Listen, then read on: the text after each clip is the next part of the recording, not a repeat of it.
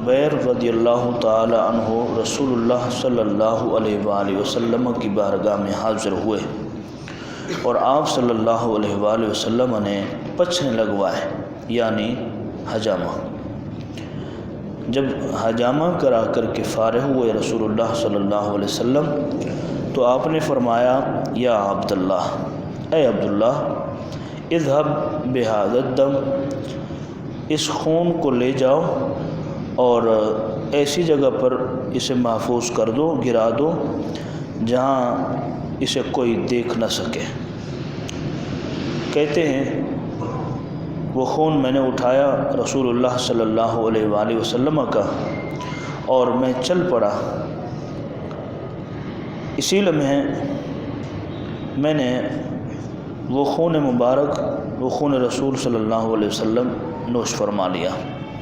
واپس آیا دربار رسالت صلی اللہ علیہ وآلہ وسلم میں تو آپ صلی اللہ علیہ وسلم نے فرمایا ما صنعت یا عبداللہ، اے عبداللہ بن زبیر، تو نے اس خون کا کیا کیا؟ میں نے کہا جعلتہ فی مکان ظننت انہ خاف علی الناس، مجھے اس بات کا خوف تھا کہ آپ کا خون مبارک کسی جگہ پر گرا دوں اور لوگوں کا وہاں سے گزر ہو، اس لیے میں نے آپ کی خون مبارک کو نوش فرما لیا۔ نبی کریم صلی اللہ علیہ وسلم نے فرمایا جس نے میرے خون کو پی لیا ویل لک من الناس، اس کو لوگوں سے حفاظت ہے اور بروز محشر جہنم کی آگ اسے نہیں چھو سکے گی۔ حضرت عبداللہ بن زبیر رضی اللہ تعالیٰ عنہ کی سیرت پر آج ہمارا 28واں درس ہے۔ کوشش یہی ہے کہ انشاءاللہ 50 تک ہم پہنچ جائیں، اللہ کریم اس ہدف تک ہمیں پہنچا دیں۔ حضرت عبداللہ بن زبیر رضی اللہ تعالیٰ عنہ یہ صحابی رسول بھی ہیں اور نبی کریم صلی اللہ علیہ وآلہ وسلم سے ان کا کئی واسطوں سے رشتہ بھی ہیں۔ آپ کی والدہ کا نام ہے حضرت اسما رضی اللہ تعالیٰ عنہ اور حضرت ابو بکر صدیق رضی اللہ تعالیٰ عنہ حضرت عبداللہ بن زبیر کے نانا ہیں اور حضرت خدیجۃ الکبریٰ حضور کی زوجہ محترمہ یہ حضرت عبداللہ بن زبیر کی پھوپھی ہے اور اماں عائشہ الصدیقہ رضی اللہ تعالیٰ عنہا آپ کی خالہ لگتی ہیں رشتے میں، یعنی آپ بھانجے لگتے ہیں۔ یہ میں نے پہلے رشتے آپ کو گنوا دیے کہ کئی رشتوں سے، کئی واسطوں سے حضرت عبداللہ بن زبیر رضی اللہ تعالیٰ عنہ کا آقا کریم علیہ الصلاۃ والتسلیم سے رشتہ ہے۔ ہجرت مدینہ ہوئی یعنی مکہ سے آپ صلی اللہ علیہ وسلم ہجرت فرما کے تشریف لائے یثرب میں۔ وہ یثرب جس کو نحوستوں کا گڑھ سمجھا جاتا تھا، وہ یثرب جس کے بارے میں مشہور تھا کہ مختلف وبائیں پھیلتی ہیں، بخار وغیرہ لوگوں کو آتا ہے، مختلف چیزیں لوگوں میں رائج ہو چکی تھی، لیکن آپ صلی اللہ علیہ وسلم کی تشریف آوری سے یثرب کو مدینۃ النبی کے نام سے کہا جانے لگا۔ یہاں یہود رہتے تھے، مشرکین رہتے تھے، اللہ رب العالمین کے منکرین رہتے تھے۔ یہود تو چلیں اہل کتاب تھے، حضرت موسیٰ کو ماننے والے تھے۔ انہوں نے اتفاق سے کچھ مہاجرین بھی حضور کے ساتھ آئے تھے تو کسی کے ہاں کوئی بیٹا یا بیٹی پیدا نہیں ہوئی۔ اس بات کو آپ نے غور سے سماعت کرنا ہے۔ حضور تو تشریف لے آئے، بعد میں کچھ مہاجرین بھی حضور کے پیچھے تشریف لائے مدینہ میں۔ اب وہی مہاجرین مدینۃ النبی میں رہ رہے ہیں، ہجرت کی انہوں نے مکہ سے آئے مدینہ میں، تقریباً 20 مہینے تک کسی بھی مہاجر کے ہاں کوئی اولاد نہ ہوئی جو وہاں سے ہجرت کر کے آئے تھے، تو یہودیوں نے الزام عائد کیا، بلکہ دوسرے لفظوں میں یوں کہیں کہ بہتان تراشی۔ انہوں نے کہا کہ ہم نے یہ جو مکہ سے مدینہ ہجرت کر کے مہاجر آئے ہیں، ہم نے ان لوگوں پر تعویذ کیا ہوا ہے، ہم نے ان لوگوں پر تعویذ کیے ہیں، ان لوگوں پر ہم نے جادو کر دیا ہے، لہذا ان کے ہاں کوئی بیٹا یا بیٹی پیدا نہیں ہو سکتی۔ یہ اللہ بہتر جانتا ہے، انہوں نے کوشش کی، کوئی جادو، کوئی منتر، کوئی ٹونے مونے کرائے ہوں گے، انہوں نے مشہور کر دیا کہ ہم نے ان مسلمانوں پر جادو کیا ہوا ہے، لہذا اولاد نہیں ہو سکے گی۔ اب اس کا مطلب یہ ہے کہ آج کل جو رشتوں میں تنازع ہوتا ہے اور بعض اوقات رشتہ ہو جانے پر معاملات کھڑے ہو جاتے ہیں رشتوں میں کہ اولاد نہیں ہو رہی، میڈیکل ٹیسٹ بھی سب کچھ رپورٹیں ٹھیک ہے، لیکن یہ ہے کہ اولاد نہیں ہو رہی۔ پہلی بات تو یہ ہے کہ ہمیں یہ عقیدہ رکھنا چاہیے اللہ رب العالمین کی منشا ہے، کسی کو بیٹا دے، کسی کو بیٹی دے اور کسی کو بانجھ بنا دے، یہ اسی کی مرضی ہے، یہ اسی کی منشا ہے۔ دوسرے نمبر پر لوگ بھی ماشاءاللہ سے اپنی دشمنیاں نکالنے کے لیے آج کل گولی پستول چلانا آسان نہیں ہے، آج کل جو کام آسان ہو گیا ہے وہ لوگوں کی زندگی کو اجیرن کرنے کے لیے لوگوں کے ساتھ جادو تعویذ اور غلط کام کر دو تاکہ وہ زندگی بھر پریشانیوں میں مبتلا رہیں۔ اس طرح کے کام ہمارے اب عروج پر ہیں۔ اللہ رب العالمین ہمیں اس طرح کے غلط کاموں سے محفوظ فرمائے، کیونکہ ہم مسلمان ہیں تو مسلمان کو مسلمان کے تحفظ کے لیے قرآن و حدیث بار بار کہتا ہے۔ تو انہوں نے الزام عائد کیا یا بہتان لگایا کہ ہم لوگوں نے تم پر تعویذ کیوں، لہذا تمہارے ہاں کوئی اولاد پیدا نہیں ہوگی۔ عین چند دن بعد ایک مہاجر کے ہاں اللہ رب العالمین نے بیٹا عطا فرمایا۔ اب بیٹا عطا فرمائے، پورے مہاجرین جو مکہ سے مدینہ تشریف لائے تھے سب میں خوشی کی لہر دوڑ گئی کہ ماشاءاللہ سے ہمارے ہاں ایک بچہ پیدا ہوا اور بڑا نونہار اور خوبصورت، خوشی کی لہر دوڑ گئی۔ اب ظاہر ہے جو ہجرت کرنے والے تھے سب ایک دوسرے کے رشتہ دار تھے، تو رشتہ دار کے گھر میں اگر خوشی ہے تو دوسرے رشتہ دار کو بھی تو خوشی ہوتی ہے۔ خاص طور پر ہم عقیقے کے ایام میں دیکھا عقیقہ کرتے ہیں تو کتنے رشتہ دار آتے ہیں، تحفے تحائف لے کر کے خوشی کرتے ہیں، مبارکباد دیتے ہیں۔ تو ایک ہی گھرانے میں بیٹا پیدا ہو رہا ہے اور تمام مہاجرین کے گھروں میں خوشی ہو رہی۔ خوشی یہ بھی ہو رہی ہے کہ بیٹا پیدا ہوا، اور دوسرے نمبر پر خوشی اس بات پر کہ یہودیوں کا یہ کہنا کہ ہم نے تمہاری اولاد کا سلسلہ بند کر دیا، آج اللہ نے ان کو خاک میں ملا دیا ہے۔ ان کی اس بات کو، ان کے اس مکر و فریب کو اللہ نے خاک میں ملا دیا۔ اسی بیٹے کو اٹھایا گیا، اس بچے کو اٹھایا گیا اور سب سے پہلے دربار رسالت صلی اللہ علیہ وسلم ملے۔ عرض کی یا رسول اللہ بچہ پیدا ہوا ہے۔ حضور نے اسے اپنی گود میں لیا اور گود میں لے کر کے آپ صلی اللہ علیہ وسلم نے ان کا بوسہ لیا، اور بوسہ لینے کے بعد فرمایا کوئی کھجور یا کوئی چھوارا وغیرہ، یہ حلیۃ الاولیاء کے اندر بھی روایت موجود ہے۔ حضور نے فرمایا کوئی چھوارا یا کوئی کھجور ہو تو وہ لے کر آ۔ ایک روایت میں کھجور کا لفظ ہے اور ایک روایت میں چھوارے کا لفظ ہے۔ بہرحال ہم کھجور کی بات کر لیتے ہیں۔ کھجور پیارے آقا علیہ الصلوۃ والسلام کی بارگاہ میں لائی گئی اور آپ صلی اللہ علیہ وسلم نے اسے سب سے پہلے خود کھایا، یعنی کہ اس کے کچھ اثرات آپ صلی اللہ علیہ وسلم نے خود کھایا اس کھجور کے، اور کچھ کو رہنے دیا، چبا کر کے اس بچے کے منہ میں ڈال دیا۔ اور آپ صلی اللہ علیہ وسلم نے بار بار اس کے، وہ بچہ چھوٹا ہوتا نا تو ظاہر ہے منہ میں ڈالو تو اس کے منہ سے پھسل کر کے وہ چیز باہر آ جاتی ہے، تو ان کے منہ میں آپ صلی اللہ علیہ وسلم بار بار ڈالتے تھے تو ان کے منہ سے بار بار باہر آ جاتی تھی۔ تو آپ صلی اللہ علیہ وسلم پھر دبا دیتے تھے انگلی کے زور سے، تو وہ بچہ کھانے لگا۔ وہی بچہ جس کا تذکرہ بھی کر رہے ہیں، ان کا نام عبداللہ بن زبیر ہے، یہ وہی ہے۔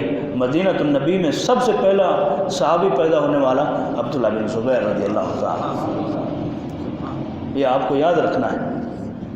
سب سے پہلے مدینہ میں پیدا ہونے والا حضرت عبداللہ بن زبیر ہے، اور سب سے آخر میں مدینہ میں فوت ہونے والا صحابی رسول، اس کا نام ہے حضرت طفیل رضی اللہ تعالیٰ۔ بڑی تاریخ ہوتی ہے، ظاہر ہے یہ بھی بڑے بہترین نکتے ہوتے ہیں۔ سبحان اللہ۔ اب حضرت عبداللہ بن زبیر رضی اللہ تعالیٰ عنہ چھوٹے بچے تھے، تو ظاہر ہے بعض چھوٹے بچے ایسے ہوتے ہیں کہ جن کے اندر قدرتی طور پر ان میں بہادری ہوتی ہے، اور بعض بچے ایسے ہوتے ہیں کہ قدرتی طور پر ان میں نرمی اور بزدلی کا مادہ پایا جاتا ہے۔ تو حضرت عبداللہ بن زبیر رضی اللہ تعالیٰ عنہ یہ بچوں کے ساتھ جاتے تھے، باہر کھیلا کودا کرتے تھے۔ تو کبھی کبھی ایسا ہوتا تھا کہ حضرت عمر رضی اللہ تعالیٰ عنہ کا گزر ہوتا تھا، تو ظاہر ہے حضرت عمر آپ گزرے تو شیطان بھی اسپیڈ لگا دیتا ہے، تو حضرت عمر رضی اللہ تعالیٰ عنہ کو چھوٹے بچے دیکھتے تھے تو آپ کے ڈر سے، آپ کا نام بھی بڑا ہیبت ناک تھا، تو آپ گزرتے تھے تو چھوٹے بچے آپ کو دیکھ کر کے چھپ جاتے تھے، جھاڑیوں میں کوئی گھس جاتا، کوئی کہاں گھس جاتا، جب آپ وہاں سے گزر جاتے تو پھر نکل کے راستے پر آ جاتے تھے۔ آج میں یہاں سے گزرا تو صابری چوک پر منڈی لگی ہوئی تھی، پولیس آئی تو سارے گلی میں گھس گئے، پولیس چلے گئی تو پھر نکل کے آ گئے۔ تو ڈر بھی ایک اپنا مقام رکھتا ہے۔ تو حضرت عمر رضی اللہ تعالیٰ راستے سے گزرے تو سارے بچے ادھر ادھر بھاگ کر کے جھاڑیوں میں گھس گئے کہ عمر آ رہے ہیں، ڈر لگتا ہے، خوف ہے۔ تو حضرت عبداللہ بن زبیر یہ وہی کھڑے رہے، بلکہ کھڑے رہتے تھے۔ ایک دن حضرت عمر کا گزر ہوا، دیکھا سارے بچے بھاگ گئے، یہ حضرت عبداللہ بن زبیر کھڑے ہوئے ہیں۔ تو آپ رضی اللہ تعالیٰ نے پوچھا، عبداللہ باقی کدھر گئے؟ تو انہوں نے کہا کہ وہ آپ کے ڈر سے بھاگ گئے، وہ چھپ گئے۔ تو حضرت عمر نے کہا کہ تجھے مجھ سے ڈر نہیں لگتا؟ تو حضرت عبداللہ بن زبیر نے کہا کہ آپ بڑے ہیں، محترم ہیں اپنی جگہ پر، آپ دیکھ رہے ہیں راستہ کھلا ہے، راستے میں جگہ ہے، راستہ تنگ نہیں ہے، میں نے آپ کے لیے راستہ تو چھوڑا ہوا ہے، باقی ڈرنے ورنے والی بات جو ہے وہ مجھ میں نہیں ہے، ڈرنے والی بات مجھ میں نہیں ہے، میں نہیں ڈرتا کسی سے۔ تو حضرت عمر رضی اللہ تعالیٰ عنہ مسکراتے تھے، خوش ہوتے تھے یہ جملہ سننے کے لیے کہ میں ڈرتا ورتا کسی سے نہیں ہوں۔ حضرت عبداللہ بن زبیر سے یہ جملہ بار بار سنتے تھے تاکہ بچے میں بہادری پیدا ہو، کیونکہ آپ خود مجاہد بھی ہیں، خود بہادر بھی ہیں، تو آپ کو تو ایسے بچے بڑے پسند تھے جن کے اندر قدرتی طور پر بہادری اور شجاعت کا مادہ پایا جاتا تھا، تو آپ ایسے بچوں سے بڑے خوش ہوتے تھے۔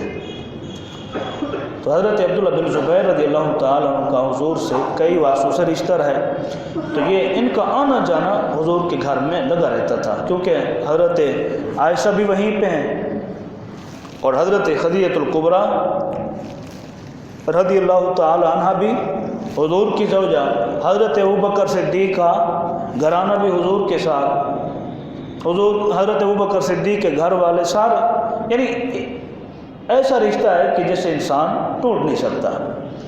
تو حضرت عبداللہ بن زبیر اکثر و بیشتر حضور کی بارگاہ میں آیا جایا کرتے تھے۔ تو حضرت عائشہ ظاہر بھائی کی جو بہن ہوتی ہے اس کی جو اولاد ہوتی ہے، بھائی کی جو اولاد ہوتی ہے اس سے بہنیں بڑا پیار کرتی ہیں، اپنے اپنی بھانجوں سے بڑا پیار کرتی ہیں، یہ ایک قدرتی طور پر اس وجہ سے کہ میرے بھائی کی اولاد ہے، اور دیور کی اولاد سے اتنا زیادہ پیار نہیں پایا جاتا ہے لیکن ایک فطرتی عمل ہے۔ تو حضرت عائشہ صدیقہ رضی اللہ تعالیٰ عنہ ان سے بڑا پیار کرتی تھی نہیں، اور یہ آتے تھے حضرت عائشہ کے گھر پر تو آپ پیار بھی کرتے تھی، کبھی کوئی چیز بنی ہوتی تو وہ دے دیتی، یہ کھاتے اور پھر چلے جاتے۔ لیکن بڑے ہونے کے بعد انہوں نے تقریباً 10 سال غالباً ان کی عمر تھی تو آپ صلی اللہ علیہ وسلم کا وصال ہو گیا تھا۔ اب ان 10 سالوں کے بعد پھر جوانی کے مراحل میں جب داخل ہوئے تو انہوں نے جب بڑے بڑے عہدوں پر اور سپہ سالاری پر ان کو مقرر کیا جانے لگا تو انہوں نے بہت بڑا نام کمایا۔ اور ایک آپ کو سب سے بڑی بات بتا رہا ہوں کہ یزید کی بیعت نہ کرنے پر جو اصحاب شامل ہیں ان میں حضرت عبداللہ بن زبیر بھی شامل ہیں۔ حضرت عبداللہ بن عمر حضرت عمر کے بیٹے حضرت عبداللہ، اور دوسرے نمبر پر یہ حضرت عبداللہ بن زبیر بھی ہیں کہ انہوں نے کہا اچھا یزید نے پیغام بھجوایا تھا، یزید نے پیغام بھجوایا تھا کہ تیرے لیے میں خاص طور پر، حضرت عبداللہ بن زبیر کو پیغام بھجوایا کہ میں تیرے لیے خاص طور پر ایک زنجیر بنوا رہا ہوں، ایک بیڑی بنوا رہا ہوں، وہ تجھے تیرے گلے میں ڈالی جائیں گی اور تجھے گھسیٹ گھسیٹ کر کے میرے دربار میں لایا جائے گا، پھر میں دیکھوں گا کہ تو میری بیعت کیسے نہیں کرتا۔ زبردستی کسی پر جو ہے تھوپنا اچھا نہیں ہوتا۔ دل سے اگر کوئی محبت کرے تو اس کی چاشنی الگ ہے، زبردستی محبت کرنے سے محبت پیدا نہیں ہو سکتی ہے۔ تو حضرت عبداللہ بن زبیر نے کہا کہ تیری جتنی مرضی، تو جیسی موٹی جس طرح کی تو میرے لیے بیڑیاں بنوائے، زنجیر بنوائے، میں پہننے کے لیے تیار ہوں، لیکن میں حق کا ساتھ کبھی نہیں دے سکتا۔ میں ہمیشہ میں ناحق کا ساتھ کبھی نہیں دے سکتا، میں باطل کا ساتھ کبھی نہیں دے سکتا۔ حق کے ساتھ جینا ہے اور حق کے ساتھ مجھے مرنا ہے۔ اب حضرت عبداللہ بن زبیر رضی اللہ تعالیٰ عنہ، یہ یزید نے پھر فوجیں بھیجی تھی اور وہ پورا واقعہ آپ کو بتایا جاتا ہے۔ مدینۃ النبی صلی اللہ علیہ وسلم میں جہاں اس کے گھوڑے مسجد نبوی میں باندھے گئے، منبر رسول پر پیشاب کروایا گیا وغیرہ وغیرہ، اور صحابہ کو قتل کیا گیا اور کعبہ شریف پر حملہ کیا گیا، جو اہم کام بتا رہا ہوں وہ یہ ہے کہ حضرت عبداللہ بن زبیر رضی اللہ تعالیٰ عنہ کے ہاتھ میں وزارت آئی تھی، آپ کے ہاتھ میں عہدہ آیا تھا۔ جب آپ کے ہاتھ میں عہدہ آیا تو اس وقت پھر آپ نے کعبہ شریف کو شہید کیا تھا، کعبہ شریف کو شہید کیا، کیونکہ انہوں نے حملے کیے تھے یزید نے، تو کعبہ شریف کی جو دیواریں تھیں پھٹ گئی تھی، دراڑیں پڑ گئی تھی۔ اس وجہ سے حضرت عبداللہ بن زبیر چاہتے تھے کہ میں کعبہ شریف کو عالی شان طریقے سے بناؤں۔ تو جب ان کی حکومت آئی، انہوں نے جب عہدہ سنبھالا، تب پھر انہوں نے کعبہ شریف کو خود اپنے ہاتھوں لوگوں کو کہا کہ آؤ میرے ساتھ کعبہ شریف کی دوبارہ سے تعمیر کرتے ہیں، اس کو خوبصورت بناتے ہیں، اچھا بناتے ہیں، جتنا ہمارے پاس پیسہ ہے ہم اپنا پیسہ سب سے زیادہ اللہ کے گھر پر لگائیں گے، سب سے زیادہ پیسہ اپنا اللہ کے گھر میں لگائیں گے اور اسے خوبصورت بنائیں گے۔ تو لوگ جرأت نہیں کر پا رہے تھے کہ ہم اللہ کے گھر پر چڑھیں اور پھر اس کی دیواریں توڑیں۔ لوگوں کے دلوں میں اللہ کے گھر کی احترام اور قدر تھا، تو کوئی نہیں چڑھا۔ تو سب سے پہلے حضرت عبداللہ بن زبیر چڑھے، آپ نے کعبہ شریف کی دیواروں کو گرایا اور پھر سے اس کی نئی تعمیر کو شروع کیا۔ اور حتیم کا جو حصہ ہے نا، جو حضرات عمرے پر گئے ہیں ان کو پتہ ہوگا، حتیم کا جو حصہ ہے یہ پہلے کعبہ شریف میں داخل نہیں تھا، یہ پہلے کعبہ شریف میں داخل نہیں تھا، کعبہ شریف کا احاطہ بالکل چھوٹا تھا۔ جب حضرت عبداللہ بن زبیر رضی اللہ تعالیٰ نے عہدہ سنبھالا، تب آپ نے وہ جو حتیم کا حصہ کعبہ شریف سے باہر نکلا ہوا تھا، آپ نے اس کو اندر کیا اور وہاں پر آپ نے پوری دیوار کو قائم فرمایا۔ اور جب کعبہ شریف کو بنا لیا تو آپ نے فرمایا کہ اب میں نے کعبہ شریف کو ایسے بنایا ہے جیسے میرے آقا صلی اللہ علیہ وسلم اس کی تعمیر چاہتے تھے۔ حضور تعمیر اس کی ایسے ہی کرنا چاہتے تھے جیسے حضرت عبداللہ بن زبیر نے کیا تھا، لیکن بعد میں کسی حکمت کے تحت آپ صلی اللہ علیہ وسلم نہ بنا سکے تھے، نہ تعمیر کر سکے تھے۔ وہ بات حضرت عبداللہ بن زبیر کو یاد تھی اور ان کی یہ خواہش تھی کہ مجھے اگر عہدہ دیا گیا تو میں نے اپنی زندگی کے اندر یہ اہم کارنامہ ضرور دینا ہے۔ تو میں کہہ رہا تھا کہ حضرت عائشہ صدیقہ رضی اللہ تعالی عنہ کے پاس آتے جاتے تو آپ بڑا پیار کرتے ہیں، تو شباب کے عالم میں، نوجوانی کے عالم میں آپ نے عہدے سنبھالے تو آپ صلی اللہ علیہ وسلم کا وصال ہو گیا تھا۔ اور حضرت عبداللہ بن زبیر اپنی خالہ کو گھر کے اخراجات چلانے کے لیے کچھ دیتے تھے، یعنی مالی امداد کیا کرتے تھے۔ تو ایک دن حضرت عبداللہ بن زبیر کے منہ سے نکل گیا کہ اگر خالہ جان نے اپنا ہاتھ نہ روکا تو میں آئندہ مالی امداد دینا بند کر دوں گا۔ یہ ان کے منہ سے نکل گیا۔ ظاہر ہے آپ صلی اللہ علیہ وسلم تو تشریف لے گئے تھے، اب ان حضور کی ازواج کی رکھوالی کے حوالے سے ان کی دیکھ بھال، ان کی مالی امداد صحابہ کرام کے ذمہ تھی۔ حضرت ابوبکر، حضرت عمر، ان تمام صحابہ کی ذمہ تھی۔ تو حضرت عبداللہ بن زبیر نے کہا کہ اگر خالہ جان نے اپنا ہاتھ نہ روکا تو میں مالی امداد دینا بند کر دوں گا۔ یعنی کہ ان کو دوسرے لفظوں میں یوں سمجھانا چاہتا ہوں، ان کو یہ لگا کہ حضرت عائشہ صدیقہ رضی اللہ تعالی عنہ، میں نہیں کہہ سکتا، مجھ میں ضرورت نہیں ہے، لیکن مطلب بات کا یہی ہے کہ آپ رضی اللہ تعالی عنہ اسراف کرتی ہیں، فضول خرچی کرتی ہیں۔ یہ جملہ جب حضرت عائشہ نے سنا کہ میرے بارے میں عبداللہ بن زبیر نے یوں کہا کہ میں فضول خرچی کرتی ہوں، در رسول پر ہم نے یہ سبق تو سیکھا نہیں ہے۔ حضور کے دروازے سے ہم نے یہ سبق نہیں سیکھا کہ فضول خرچیاں، میں فضول خرچی نہیں کرتی، لہذا میری جو ضروریات زندگی میں ان کو پورا کرنے کے لیے۔ تو آپ ناراض ہو گئے، حضرت عائشہ ناراض ہو گئیں، اور آپ نے قسم کھا لی تھی کہ میں قسم کھاتی ہوں کہ اب میں اپنے بھانجے عبداللہ بن زبیر سے زندگی بھر بات نہیں کروں گی۔ اب یہ قسم کھا لی، اس میں آپ کے لیے مسئلہ بھی ہے کہ اگر قسم کھا لیتے ہیں اور نیت بھی آپ کے دل میں پائی جاتی ہے کہ میں اب قسم کھاتا ہوں اپنے ارادے کے ساتھ، اپنی نیت کے ساتھ کہ میں فلاں کے گھر میں نہیں جاؤں گا، میں فلاں کے گھر میں نہیں جاؤں گا، اب آپ نے قسم کھا لی ہے۔ اب چند دنوں کے بعد، کچھ عرصے کے بعد راضی نامہ ہو گیا، صلح ہو گئی، اب آپ کو دعوت دی گئی کہ اب آپ آ جائیں، صلح نامہ ہو گیا، ساری چیزیں ہو گئیں، اب آپ کو دعوت دی جا رہی ہے، اب آپ ہمارے گھر میں ہیں۔ اب آپ نے سوچا میں نے تو قسم کھائی ہوئی ہے، تو اب میں قسم کو کیسے توڑوں؟ قسم کی خلاف ورزی کرتا ہوں تو گناہ گار بنتا ہوں۔ اب اس کا طریقہ کار شریعت نے یہی بتایا کہ جب آپ قسم اٹھا لیں اور آپ کی قسم میں نیت پائی جائے، ارادہ پایا جائے، اور آپ کا ارادہ بھی پختہ ہو، اور پھر آپ اپنی قسم کو توڑنا چاہتے ہیں، تو پھر اس قسم کا آپ کو کفارہ دینا ہوگا۔ اس قسم کا آپ کفارہ دیں، پھر اس کے بعد اللہ رب العالمین کی بارگاہ میں آپ سے باز پرس نہیں کی جائے گی۔ اب حضرت عائشہ نے قسم کھا لی کہ میں زندگی بھر اپنے بھانجے سے کبھی بات نہیں کروں گی۔ اب حضرت عبداللہ بن زبیر نے کے منہ سے تو یہ جملہ نکل گیا، لیکن ان کو رات کو نیند نہیں آتی تھی، سوتے تھے تو ان کو نیند نہیں آتی تھی۔ میں نے کیا بول دیا؟ میں نے اپنی خالہ اور حضور صلی اللہ علیہ وسلم کی زوجہ محترمہ سے میں نے یہ جملہ کہا، مجھ میں کہاں سے ضرورت آ گئی؟ تو وہ معافی مانگنے کے لیے آئے، ایک دو بار ٹرائی کی تو آپ نے معاف نہیں کیا۔ پھر ایک اور بار آئے حضرت عائشہ کی بارگاہ میں کہ مجھے اللہ کے لیے معاف کر دیں، لہذا میں آپ سے دل سے معافی طلب کرتا ہوں، آئندہ مجھ سے اس طرح کی کوئی خطا اور کوئی غلطی نہیں ہوگی۔ تو حضرت عائشہ صدیقہ رضی اللہ تعالی عنہ نے فرمایا اب میں تمہیں دل سے معاف کرتی ہوں، تم سے راضی ہو گئیں، لہذا اب مجھے قسم تو توڑنی ہے، کیونکہ بات کروں گی تو میری قسم ٹوٹے گی۔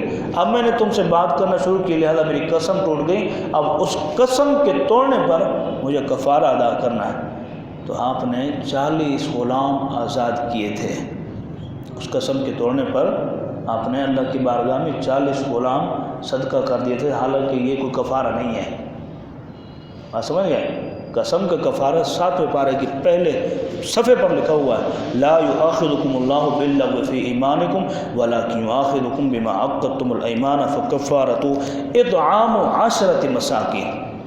قسم کا کفارہ اطعام 10 مساکین من اوسط ما تطعمون، 10 مسکینوں کو کھانا کھلانا، یا پھر اگر یہ نہیں کر سکتے تو ان کو کپڑے پہناؤ، اگر کپڑے بھی نہیں پہنا سکتے تو پھر جو ہے کیا کرنا ہے، ایک غلام آزاد کرنا ہے۔ غلام چونکہ آپ پائے نہیں جاتے، اگر یہ بھی نہیں کر سکتے تو پھر 3 دنوں کا مسلسل آپ کو روزے رکھنے ہوں گے۔ 3 دنوں تک، یہ آپ کی قسم کا کفارہ ہوگا۔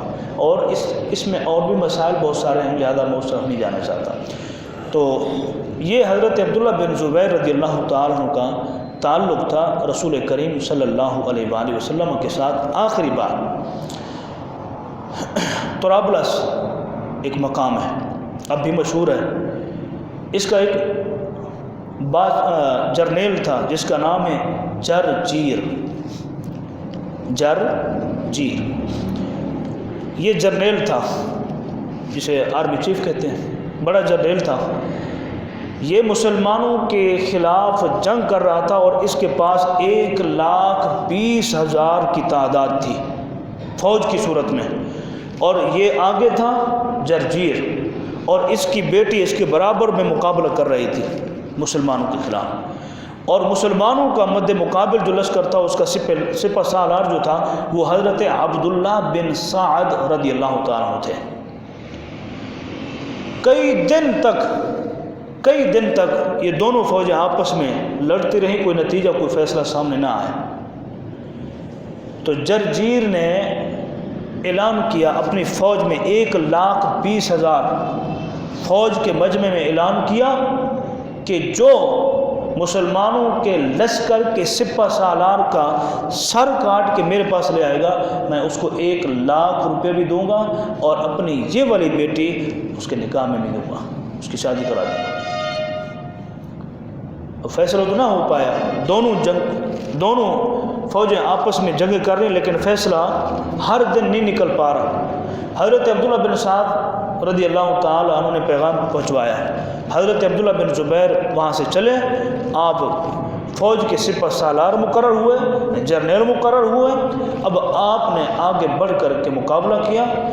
کچھ ہی دنوں کے اندر آپ نے پوری یہ عیسائی تھا، مسلکن یہ عیسائی تھا، پوری عیسائیوں کی فوج کو تہس نہس کر دیا، اور اس جرنیل کا جس نے اعلان کیا تھا کہ مسلمانوں کے سپہ سالار کا سر کاٹو، حضرت عبداللہ بن زبیر نے اس کا سر کاٹ کے رکھ دیا، اس کا سر کاٹا اور لے آ کر کے حضرت عبداللہ بن سعد کے پاس رکھا، کہا یہ دے، یہ اس جرنیل کا جس نے اعلان کیا تھا کہ 1,00,000 روپے بھی دوں گا اور اس کی اپنی بیٹی بھی دوں گا، میں نے اس کا سر کاٹ کر کے آپ کی خدمت میں رکھ دیا۔